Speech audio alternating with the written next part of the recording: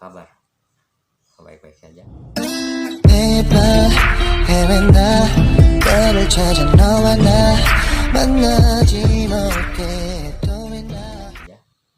PSBB diperpanjang, corona belum berakhir, bencana alam di mana-mana. Oke.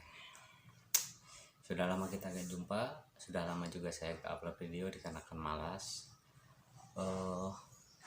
Buanglah sampah pada tempatnya. Seringkali kita mendengar kata-kata tersebut atau kita melihat kata-kata tersebut. Namun di Indonesia kita seringkali masih melihat sampah, entah itu di tempat wisata, di tempat umum, di perumahan, ataupun di sungai-sungai. Nah, beda halnya dengan di Korea Selatan. Korea Selatan adalah negara yang baik dalam menangani sampah-sampah tersebut. Kemarin saya sempat kontekan sama teman saya yang udah ada di Korea. Ternyata di Korea itu sudah jarang ditemukan tong sampah di tempat-tempat umum, tapi mereka dipilah sampah-sampahnya terus dimasukin ke kantong plastik. Oke, pada umumnya sampah dibagi menjadi 3 bagian, yaitu sampah umum, sampah daur ulang, dan juga sampah sisa makanan. Nah, untuk di Korea sendiri, untuk sampah daur ulang itu dibagi menjadi beberapa bagian, seperti sampah plastik. Itu yang termasuk sampah plastik di sini yaitu botol plastik, gelas plastik, dan toples plastik dan sebagainya. Nah, terus ada lagi sampah kertas. Nah, untuk sampah kertas ini adalah kardus, terus kertas, terus pokoknya kertas-kertas yang lainnya itu masuknya ke termasuk sampah kertas. Nah, ada lagi sampah vinil. Untuk sampah vinil sendiri kita menyebutnya sampah plastik. Cuman plastik yang termasuk vinil di sini adalah kayak apa ya? Kayak karpet vinil gitu. Karpet vinil kita sudah ada karpet vinil, terus plastik pembungkus, sama plastik ya seperti itulah. Pokoknya yang termasuk vinil itu ada kayak karpet vinil sama plastik pembungkus. Nah, ada juga sampah kaca. Yang termasuk sampah kaca di sini ya seperti gelas, piring, toples kaca, pecahan-pecahan kaca, dan segala macam. Terus ada juga sampah kaleng. Yang termasuk sampah kaleng di sini ya adalah kaleng bekas minuman, kaleng bekas sarden, dan kaleng-kaleng yang lainnya. Untuk sampah umum itu sendiri adalah sampah yang bukan tergolong sampah daur ulang dan juga sampah sisa makanan. Nah, untuk sampah umum ini contohnya tisu, sepatu bekas, baju bekas, jaket bekas, terus payung bekas juga, seperti itu. Sampah umum ini sebelum kita membuangnya harus dibungkus dulu sama plastik yang khusus, bisa dibeli di minimarket. Kalau misalkan kita tidak membungkus sampah umum itu, tidak dimasukkan dulu ke kantong plastik khusus itu, terus kita membuangnya, kita dapat dikenakan denda. Sampah sisa makanan. Nah, sampah sisa makanan ini seperti sampah buah, sampah sayur, sampah daging.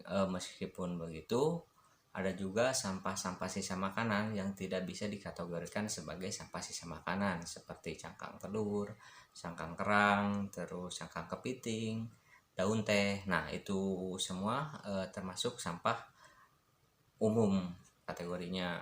Cara sederhana membedakannya adalah dengan cara kita memikirkan apakah hewan bisa memakan sampah sisa makanan itu atau tidak, seperti itu.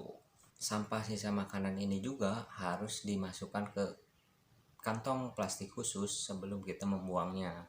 Ada juga sampah lainnya ini seperti sampah elektronik dan sampah yang berukuran besar, seperti TV, radio, TV, terus lagi kulkas, lemari, kasur. Pokoknya yang sampah elektronik dan sampah berukuran besar ini tidak bisa dibuang begitu saja. Sampah elektronik dan sampah yang berukuran besar tersebut kita tidak bisa membuangnya sembarangan atau dibiarkan begitu saja.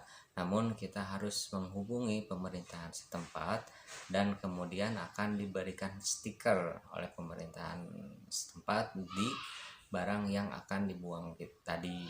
Nah, ada pula batu baterai. Nah, batu baterai tidak bisa dibuang begitu saja.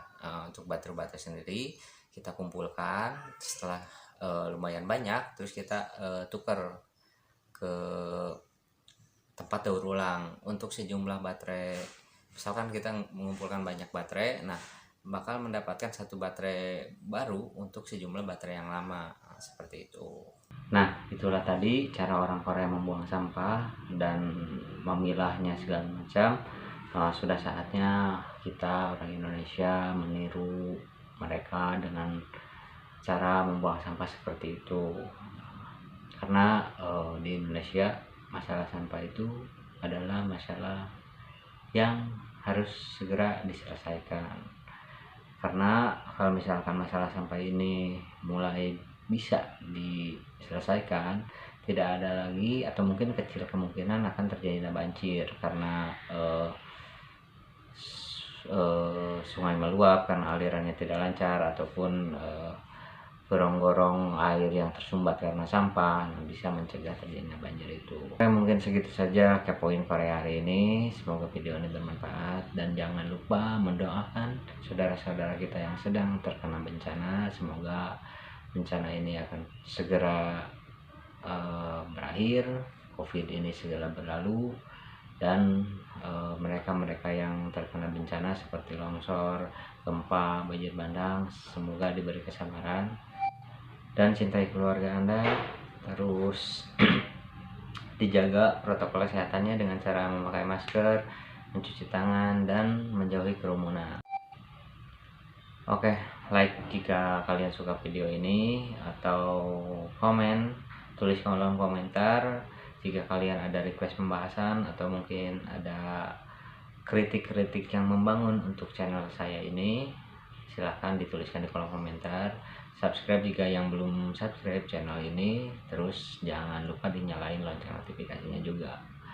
Terima kasih, sampai jumpa di Kepoin Korea selanjutnya. What's up bro, apa kabar? Jangan dulu bubar, itu terlalu barbar. Sabar, tenang dulu sebentar. Ku ingin menceritakan kisah seorang anak selalu merasa benar. Tengok kanan kiri, jilat sana